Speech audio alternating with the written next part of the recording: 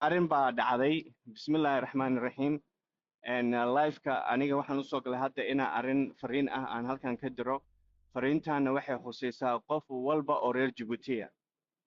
Qof walba oo reer Jabuutiya ayay fariintan khusaysaa. Hadda waxa ay soo gaaray saacad ka hor Dr. Yaasiin wiilkii labada keliyood ka xanuunsanaa Dr. Yaasiin aa wada garanaysaan magaalada Muqdisho ayuu tegey.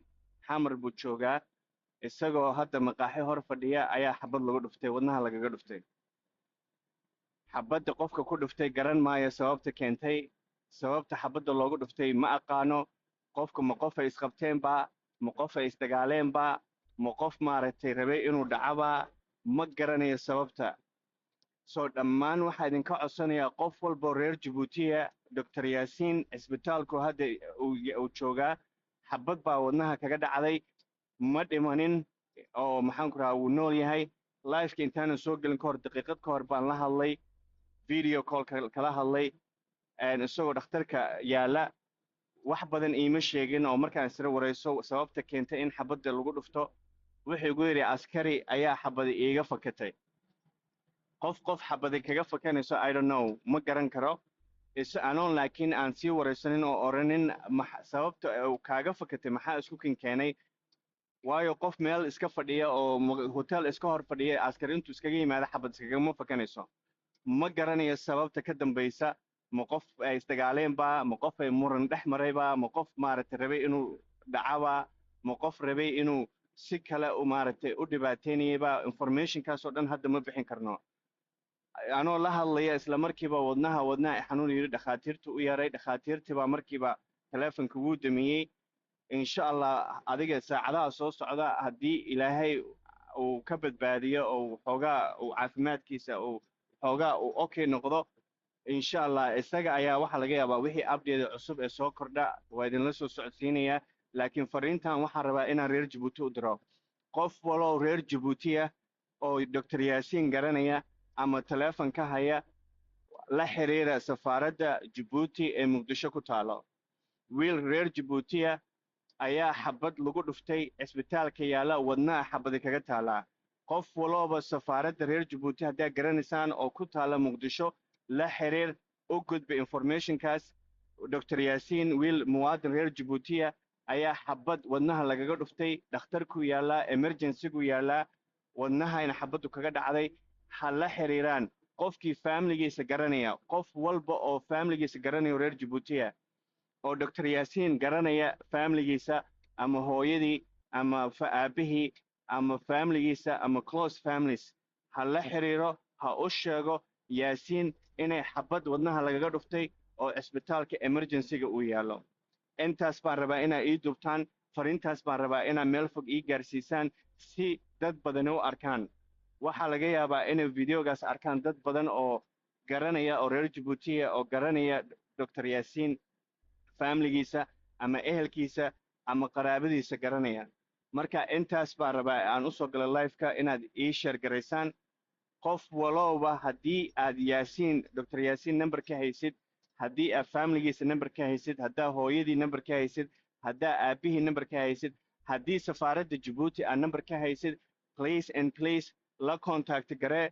u sheeg wiilkaas wuxuu u baahan yahay in reerkiisa iyo ehelkiisa iyo qaraabadiisii iyo waddankiisii ay ogaadaan inuu magaalada Muqdisho hadda ku sugan yahay, in xabad wadnaha lagaga dhuftay. sababta xabadda wadnaha loogu dhuftayna aan la garanaynin, weli aan la kala caddaynin.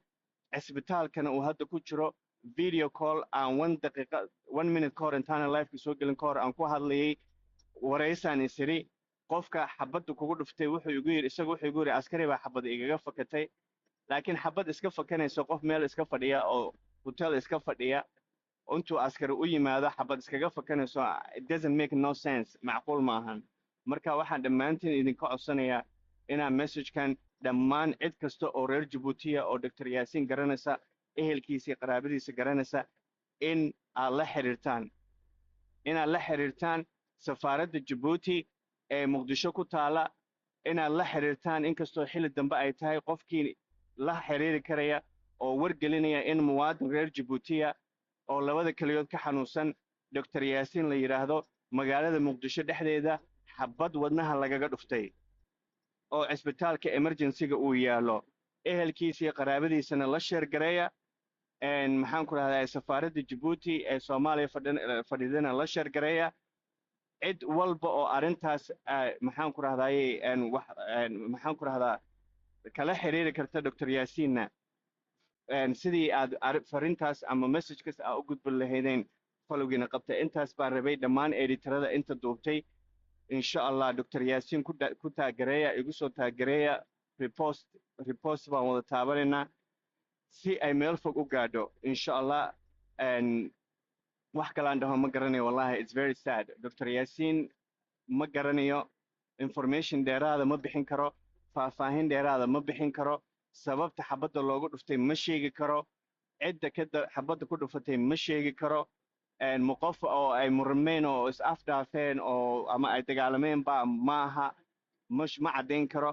ma qof rabay inuu taleefanka ka qaado ama dhaco ama uu xoogo ama uu maaragtay miyaa ma sheegi karo ma garan karo ma qof macnaha wax kale xurguf kale ka dhexaysayba ma garan karo not clear ilaa hadda wax cad ma jirto waxa keliyan ogahay waxa weeyaan in Dr. Yaasiin muqdisho uu joogo xabadna wadnaha lagaga dhuftay haddana emergency-ga uu ku jiro dhakhtarka emergency-ga uu yaalo video call baan kala hadlay whatsapp-kaan la hadlay muuqaalkiisa iyo videoga call-ka aan kala hadlay haddii maaragtay insha Allah isaga permission aan ka helo uu yidhaahdo waa okay waan soo digi doonaa I don't know inkastoo TikTok inuu ogol yahay in kale aanan u malaynaynin isaga oo xabaddii ku taalo isaga oo dhakhtarka yaala isaga oo dhiigga ka daadanayo isaga oo maaragtay emergency-ga maaragtay ku jira videogaas call screen recording baan ku sameeyey waan duubay inaan soo dhigi karayo uma malaynayo TikTok-ga cidda dishina lama garanayo ma dhimanin wuu nool yahay dhammaantiin u soo duceeyay intiina hadda joogtaa inuu ilaahay wiilkaas uu maaragtay uu badbaadiyo inuu ilaahay caafiyo inuu ilaahay maaragtay xabaddaas uusan uga dhigin xabadda uu ku dhiman lahaa Dr. Yaasiin qof walba oo reer Djibouti oo garanaysa meel ay familigiisa kala xiriirto garanaysa meel ay safaaradda Djibouti ee Soomaaliya joogto kala xiriirto garanaysa isaga la xiriiri karta qof walba Dr. Yaasiin ha laga warhayo Dr. Yaasiin ha laga warhayo waa muwaadin reer Djibouti Soomaali ha noqdo oo Soomaaliya ma ha u dhasho oo Soomaali ha noqdo laakiin dawladda reer Djibouti waa muwaadin reer Djibouti safaaradda Djibouti ee Soomaaliya ku taalo qofkii information-keeda haya wiilkaas case-kiisa iyo arrintiisa ha u gudbiyaan ha u sheegaan ha dhahaan wiil reer Djibouti baa Muqdisho dhexdeeda xabad wadnaha lagaga dhuftay emergency-gana yaala dhammaantiin intiina live-ka daawanaysaana u soo duceeya inuu ilaahay nabarkaas uusan uga dhiginin xabaddaas uusan uga dhiginin xabad uu ku dhinto ama uu maaragtay naftiisa ku waayo ilaa hadda ma dhimanin emergency-gu ku jiraa treatment waa dhakhaatiir iyo emergency dhakhaatiir baa gacanta ku haysa daqiiqad ka hor baan video call kala hadlay markaan la hadlay aan ku ori walaal maxaa dhacay waa la soo wacay waa la ii sheegay in xabad kugu dhacdayna kaamiradu ii furay meeshii xabaddu kaga dhacday dhiiggii oo ka daadanaya everything wixii oo dhan buu kaamirada video call uu igu tusay su-aashaan weydiiyey waxay ahayd yaa kugu dhuftay xabadda sababta xabadda lagugu dhuftay maxay tahay wuxuu igu yidhi askari baa xabada igaga fakatay xabada igaga fadhitay ha istaabta soo dhawaaq salaamaya